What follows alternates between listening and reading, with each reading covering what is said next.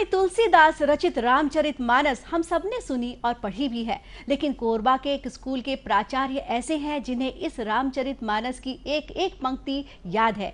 इतना ही नहीं, उन्होंने गोस्वामी तुलसीदास के इस महान ग्रंथ का छत्तीसगढ़ी में अनुवाद कर छत्तीसगढ़ी लोक रामायण की रचना कर दी है।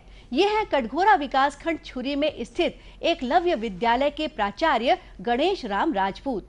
ये मूल रूप से अंग्रेजी भाषा के शिक्षक हैं। श्री राजपूत बताते हैं कि बचपन से ही वे रामचरितमानस का गान कर रहे हैं। श्री राजपूत को रामचरितमानस का छत्तीसगढ़ी में अनुवाद करने में 25 साल लग गए। मेरी इच्छा थी कि मैं उसे छत्तीसगढ़ी की अपनी बोली में लिखूं और जन जन तक फैलाऊं, तो मेरा यही प्रयास है कि छत्तीसगढ़ी में लिखने का प्रयास मैंने किया है। इसके लिखने में तो 25 साल के आसपास लगा है, क्योंकि बचपन से ही मैं रामचरितमानस पर गायन वादन करते रहा हूँ। हमारे माता पिता लोग हमें घूमने नहीं दिया करते थे। हमारे बाबा कहते थे कि रामायण पढ़ो और या फिर ये किताब पुस्तक पढ़ो, घूमना नहीं है।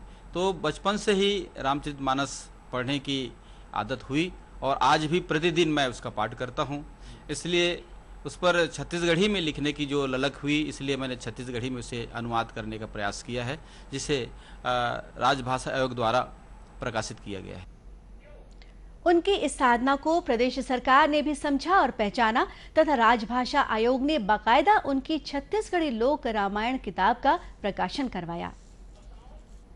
श्रवणामृत जही कथा सुनाई, सो कही प्रगट होत किन भाई।